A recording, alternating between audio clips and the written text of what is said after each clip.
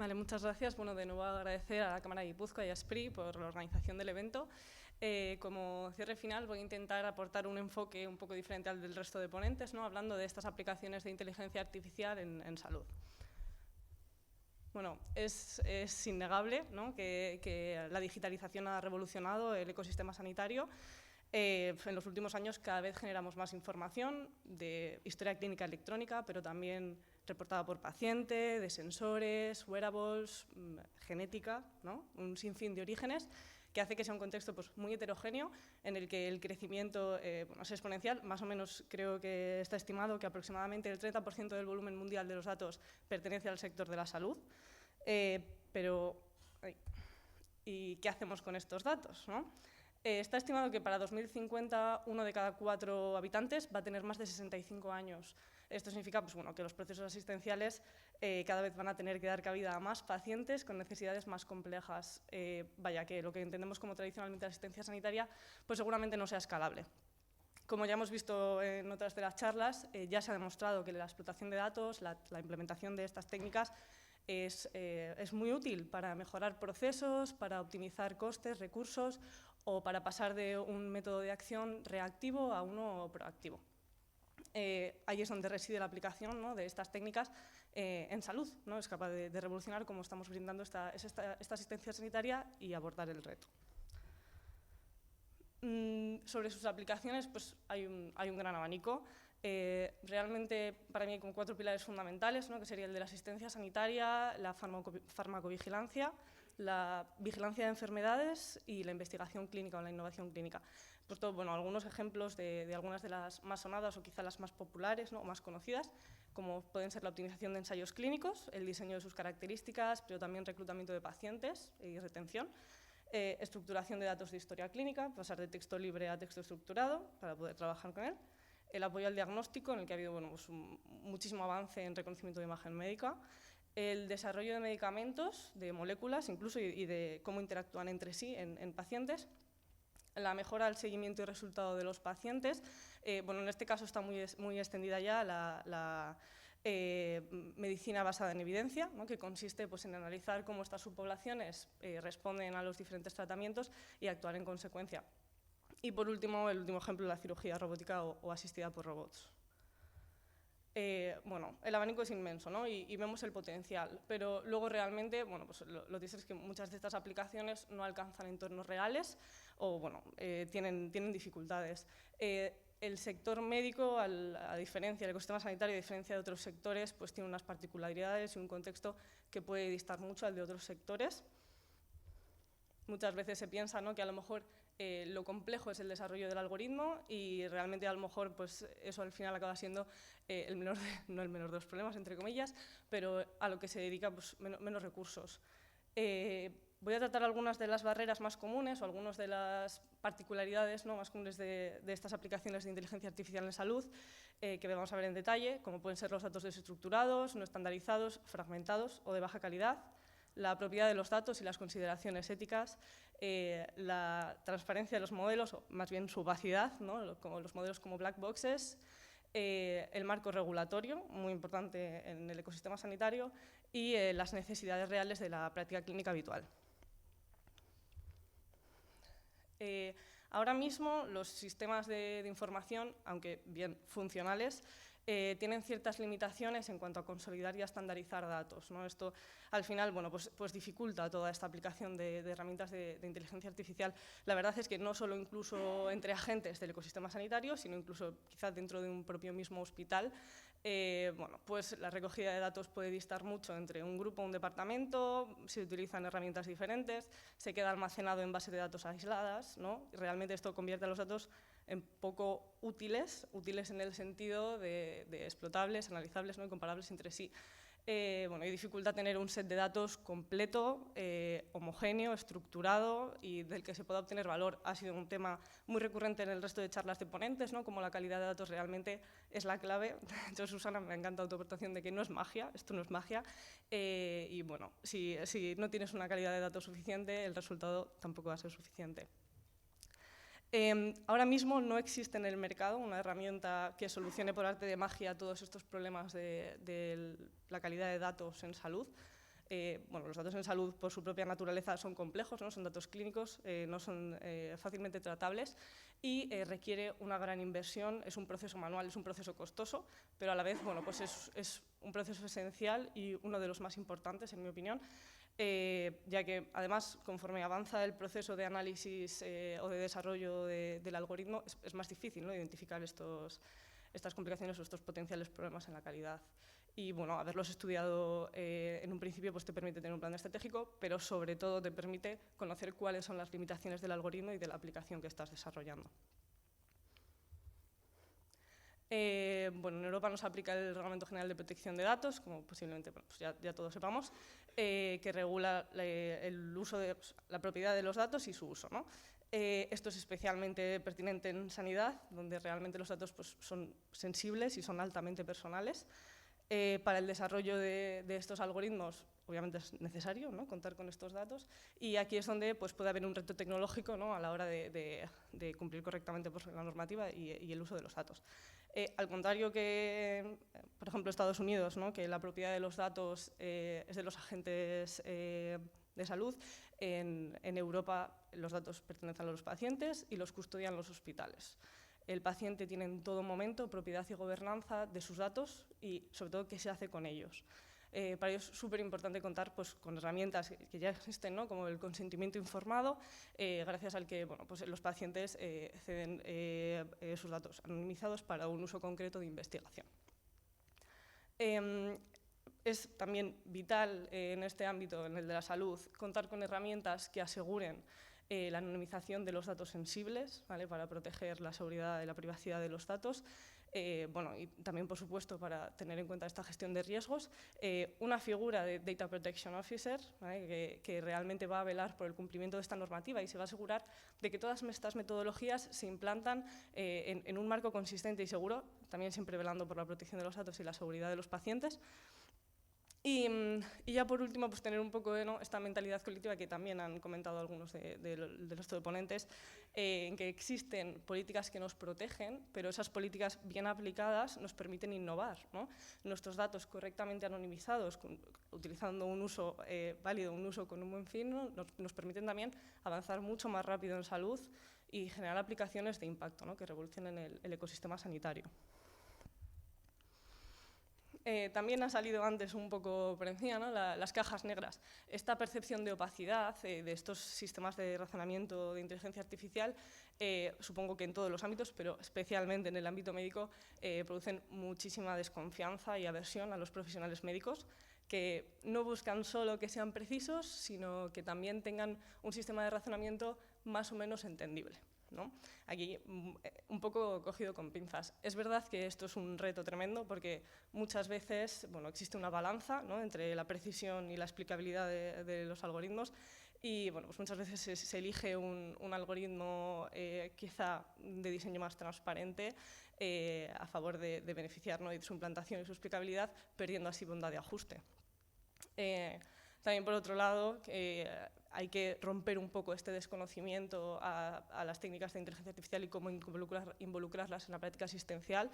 La inteligencia artificial no sustituye una decisión, no apoya una decisión en la práctica clínica. Tiene que tener como objetivo apoyar y aumentar las capacidades de los equipos clínicos para brindar una mejor asistencia a los pacientes.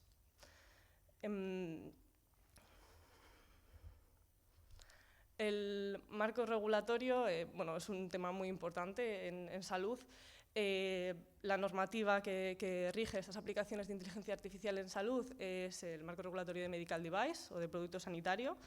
Dependiendo del fin que tengan estos algoritmos, es necesario certificarlos como un Medical Device. A veces no puede sonar medical device, un aparato, un dispositivo. Bueno, la definición recogida por la norma es muy grande, ¿vale? No voy a ser muy exacta, pero incluye también cualquier programa informático que esté dirigido a ser usado en un paciente para su pronóstico, diagnóstico, seguimiento, tratamiento, predicción, bueno, y un largo etcétera, ¿no? Entonces, incluyendo todos estos algoritmos que vayan a ser aplicados en paciente. Además, cataloga, según el tipo de uso, el riesgo asociado. y según el riesgo asociado a esta tecnología y a su aplicación, pues los recursos necesarios para certificar el producto y los agentes a los que hay que involucrar pues pueden variar sustancialmente.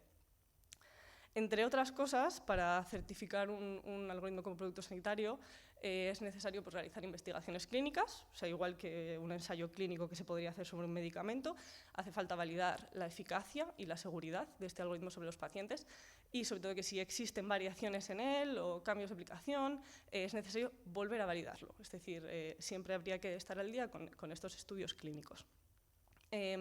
También implantar sistemas de calidad específicos en la empresa. Es necesario adoptar procesos y metodologías específicas, como puede ser pues bueno, un análisis de riesgo-beneficio en cada paso del desarrollo, evaluar proveedores, igual que si fuese un proveedor, ¿no? de un dispositivo, se pueden evaluar proveedores, cualquier tipo de proveedor necesario para desarrollar software. Y un largo etcétera. Y también, sobre todo, contar con figuras específicas como una persona responsable de cumplimiento de la norma, regulatoria, medical affairs, etcétera. Son personas que tienen que tener una formación específica, una experiencia en el sector y bueno, que tienen que tener dedicación completa a este rol, ¿no? En mayo de 2021 entró en aplicación la MDR, que es una actualización a la directiva anterior, en la que se refuerza pues, bueno, varios aspectos y entre ellos todo el desarrollo que hay que hacer antes de la comercialización, la investigación clínica e incluso la poscomercialización del producto en términos tanto comercial como clínico. Al final, bueno, pues todos estos requerimientos, todo este contexto, tiene que perfilar bastante bien la estrategia de comercialización, ¿no? Y los recursos,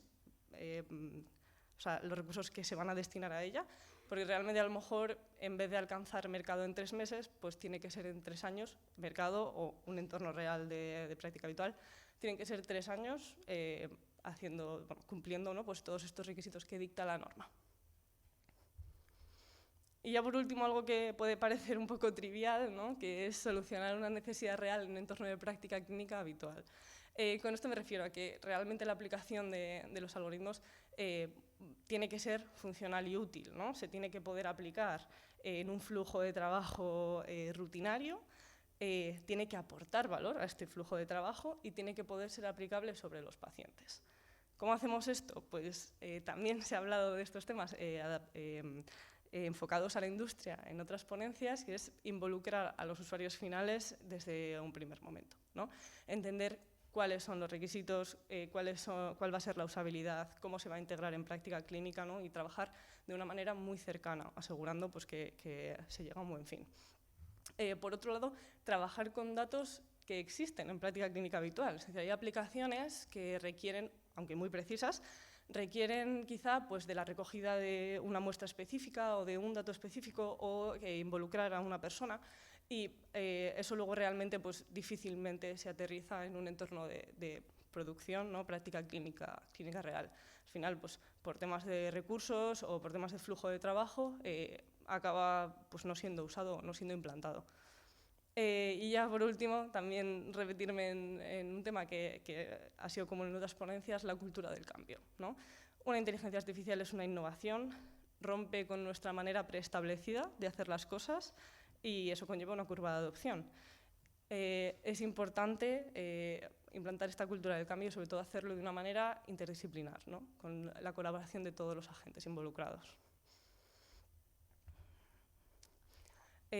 Realmente, ¿no? Todas estas particularidades, este contexto del sector, perfila mucho cuál va a ser el diseño de la herramienta y su aplicación, ¿no? Al final, digamos que condiciona, debe condicionar la estrategia de esta aplicación de inteligencia artificial en salud.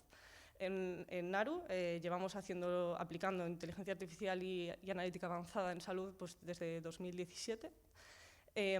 Y bueno, simplemente quería introduciros el caso de STEP, que es nuestra plataforma, nuestro producto propio, y cómo ha sido perfilado, ¿no? por este contexto del sector, ¿no? Y estas particularidades que hemos mencionado. Antes de nada, entender la necesidad sobre la que surge Naru, STEP, la plataforma. Al final los tratamientos oncológicos han evolucionado muchísimo en los últimos años, ¿no? Y cada vez tienen mejores resultados y, sin embargo, aún hay gran incertidumbre sobre los efectos adversos que los pacientes sufren, ¿no? Durante estos tratamientos. Aproximadamente el 45% de los pacientes sufre eventos severos adversos durante su tratamiento, que pues, posiblemente signifiquen una hospitalización, una visita a urgencias, una interrupción del tratamiento, un peor pronóstico, pérdida de calidad de vida, ¿no? y un etcétera. ¿A qué es debida esta incertidumbre? Pues la eficacia, la seguridad y los efectos adversos de estos tratamientos se evalúan y se cuantifican en los ensayos clínicos. Lo que pasa con los ensayos clínicos es que solo representan al 5% de los pacientes reales. Normalmente se excluyen pacientes pues, de avanzada edad, con comorbilidades, pluripatológicos, polimedicados, ¿no? Que luego acaban siendo estos pacientes del mundo real. STEP, con modelos de inteligencia artificial propios, lo que hace es aprender de estos pacientes del mundo real, entender por qué están respondiendo y cómo están respondiendo a determinados tratamientos, identificar los mejores tratamientos y de esta manera poder evitar las complicaciones de los pacientes futuros. Lo que hace es acelerar la generación de esta evidencia o de esta base científica para apoyar a los profesionales en su toma de decisiones clínica y estratégica, ¿no? Para mejorar los tratamientos y los resultados de los pacientes oncológicos. Y así es como ha sido perfilado por este contexto o estas particularidades de la industria. Se trata de una herramienta que facilita la interoperabilidad e integración de fuentes de datos, ¿no? Integra pues, historia clínica electrónica, incluso datos reportados por paciente. Los hospitales y pacientes nunca ceden sus datos a terceros, siempre permanecen en los hospitales.